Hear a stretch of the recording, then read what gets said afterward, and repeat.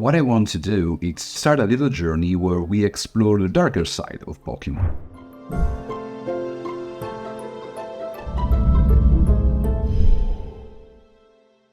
Good evening everyone and welcome to another episode of Nerd Pain Rant, series that is clearly becoming a cry for help for my psychological health. In today's episode I want to start a little journey throughout one of the most prolific franchises around the world, that made us all dream and hope about a world where we could all live in harmony. A franchise that in 2015 brought the entirety of the planet close to world peace and that it's still inspiring everybody to do their very best. Today we're talking, of course, about Pokemon.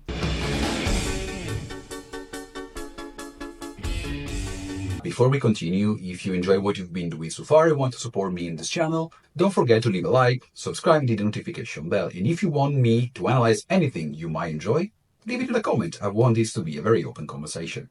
What I want to do is start a little journey where we explore the darker side of Pokemon. I'm not talking about creepypasta and weird theories, but I want to focus on the main antagonist and villain of the Pokemon series. Therefore, moving from Kanto to Paldea, we are going to dwell into the criminological analysis of every single main villain team that characterize and make every region memorable. Therefore, both as an OG Pokemon fan, proud owner of Pokemon Blue cassette, and Italian, I cannot be happier and prouder to start this journey by analyzing the most stereotypically correct villain of all time. In fact, today we are going to talk about Giovanni and Team Rocket. Specifically, we're gonna consider the evolution of Team Rocket from Pokemon Red, Blue and Yellow, so Generation 1, the remake from Fire Red and Green Leaf from Gen 3, and the brief, I would say, cameo that Team Rocket has in Gen 2, so Pokemon Gold and Silver or Heart Gold and Soul Silver from Gen 2 and 4. I am not considering anything else happening, for example, in Gen 7 with Team Rainbow Rocket, and I'm not considering the variation from spin-off, so I'm not talking about Pokemon Go or the iteration of Team Rocket that we have in Pokemon Master. In case you have been living under a rock for the past 27 years, or you were simply too cool to play Pokemon, I will give you a little heads up on what Team Rocket actually is. In Gen 1, meaning Pokemon Blue, Red and Yellow, we are introduced to Team Rocket, an extremely powerful organization that holds the entirety of Kanto with its grip, and led by the extremely elegant Giovanni. It serves as main antagonist of the series, and it does that with a clear objective, trying to achieve world domination throughout the misuse of Pokemon by indulging in a series of criminal activity that varies from illegal experimentation to poaching to breaking and entering to money laundering. Now, from a criminological perspective, organized crime is nothing new. It has been analyzed throughout thousands and countless of angles in order to understand better the phenomenon and try to grasp how much of a threat it is, not only to individual safety, but also to socio-economical context. For today's case, I decided to opt for a very unique approach that is given to organized crime, because it revolves around the idea of perception of this criminal phenomenon. And since we are dealing with an in-game representation of an organized crime, I think no approach can allow us to understand it better than the Pauli paradox. We're going full Italian here, an Italian theorist analyzing an Italian dude, and is explained by an Italian guy. Letizia Pauli is an Italian criminologist that have a huge impact on the field due to her incredible work in terms of understanding how different a phenomenon like organized crime and mafia-based organized crime can be perceived between reality and general public. In particular, Letizia Pauli highlights the focus on the idea that the organized crime is less structural or monolithic, but in reality it is more fragmented, it's more flexible, and it's more adaptable than we can even imagine. Pauli paradox is based on several key factors. The first more important is the flexibility and fragmentation of organized crime. Pauli believes that a criminal organization, even if it has a structural hierarchy within it, is not that rigid, but is characterized by several groups working within the organization in a semi-independent way, allowing them to adjust in a more flexible and adaptable way to the changes of the social, cultural, and economical context. The second aspect is referring to the market dynamic. According to Pauli, criminal organizations don't hold a monopolistic grip on the illegal market. On the contrary, there are several criminal organizations working in the same market, creating an actual market as it were for the legal system in the illegal one. Another key aspect is what Pauli defined as social embeddedness, and here I will just apologize, there is no way I will get this word, embeddedness, correct. I'm sorry, it doesn't matter how many times of years, I am on take 5. This idea revolves around the concept that any form of organized crime does not exist as a separate entity from society. On the contrary, it works within society itself, creating a form of symbiotic relationship between it. It can either steal resources from the legal society itself, or it can work within the society through the intimidation of corruption.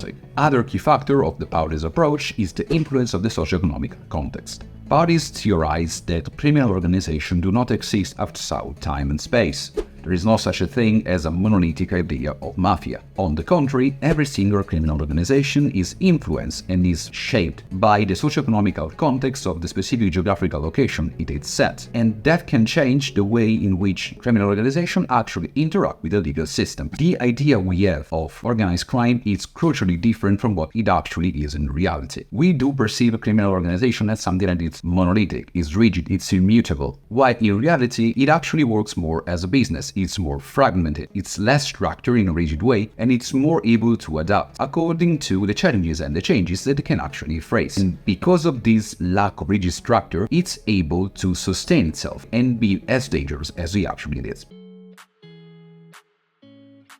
How does this approach work in the world of Pokemon? We're gonna have like a small detour where we're gonna analyze all the criminal activities and atrocities committed by Team Rocket that we may have overlooked when we were 5. Actually, I may have been 4. Let's start from the beginning, in Kanto. Our first encounter with Team Rocket happens in Mount Moon, where we meet a grunt that is trying to steal rare Pokemon fossils within the mountain. Then we met a second grunt in Cerulean City that is doing a breaking and entering into a house to steal a technical machine. These first encounters are very interesting because they're kind of lame, I would say. They're just very bland and classic criminal activities. But it's in Celadon City that Team Rocket actually steps his game up, because for the first time we face the game corner. And it's extremely interesting because at this point in the story we find out that Team Rocket's goal is to achieve world domination throughout misuse of Pokemon, conducting a lot of criminal activities, illegal poaching or animal abuse or experimentation. But the brilliancy of the game corner is that we find that the casino not only is run by Team Rocket, but it serves its function as front for both the Team Rocket hideout and for its operation of money and Pokemon laundering. The mischievous act that Team Rocket wants to undergo to actually pursue its world domination plan cannot be carried out in the open, and the utilization of the game corner is extremely brilliant. It allows us to draw a very interesting parallelism between Team Rockets and real-life organization. Casinos are extremely commonly used by criminal organizations to perform what is called money laundering, which basically consists in find a new legal origin for cash flow amount of money so that it cannot be redirected to any kind of illegal activities. And the case offered to us by the game corner in Celadon City is extremely brilliant, because not only we can see how Team Rocket actually launders money in Kantos, but we also find, or like that's more like my hypothesis, that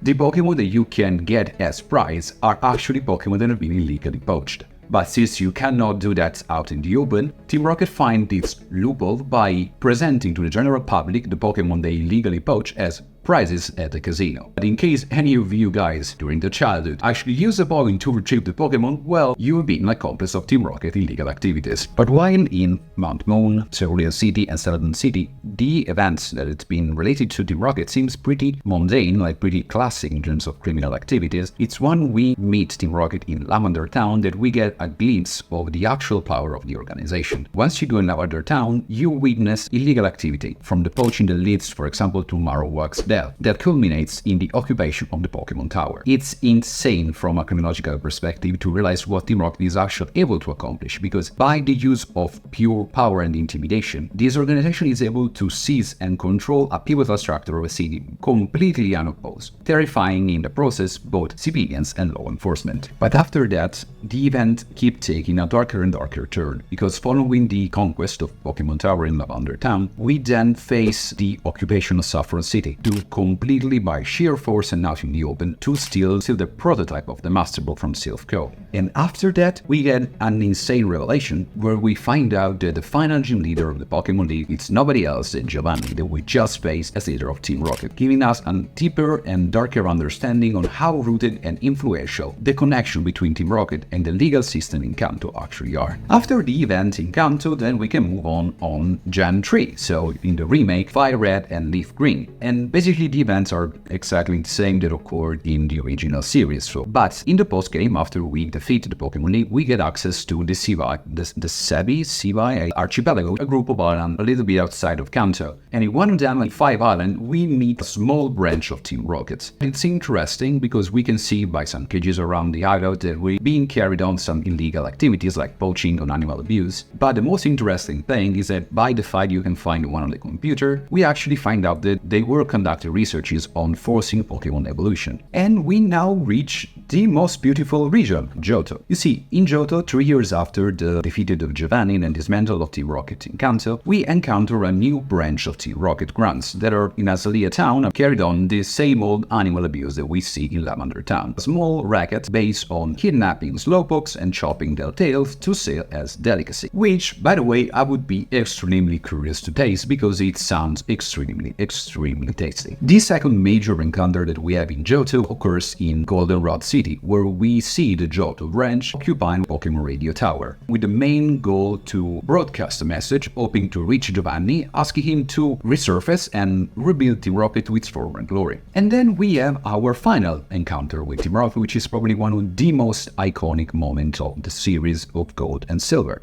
Crystal. And it's referred to the encounter we have at the Lake of Rage, where we find out that Team Rocket has been continuing the researches that it's been hinted in 5 Island about radio waves and forcing Pokemon evolution, causing the rise of the Great Gyarados in the Lake of Rage. The last time we hear from the original Team Rocket in the Pokemon games, technically. There is an event in Gen 4, so Pokemon Heart Gold and Soul Silver. Celebi will trigger this event that is gonna take the protagonist back in time, allowing you to get a glimpse of the fact that Silver is actually Giovanni's son. Then a second transition when you're gonna witness a moment where Giovanni is listening to the radio broadcast in Goldenrod City. It's interesting to notice how such of a watershed the leadership of Giovanni actually is for this organization, because we see in Kanto how strong and bold the Team Rocket is. Powerful, is influential, and it's very evil. He has a very criminal agenda that it's carry on regardless anything that is around them. But once Giovanni is out of the picture, you can see that Team Rocket kind of lost his edge. Yes, they are doing some minor criminal, not minor, but some criminal activities like chopping Slowpoke's tails, but you can tell by the way they are conducting the siege of the Pokemon Tower how desperate they are for leadership.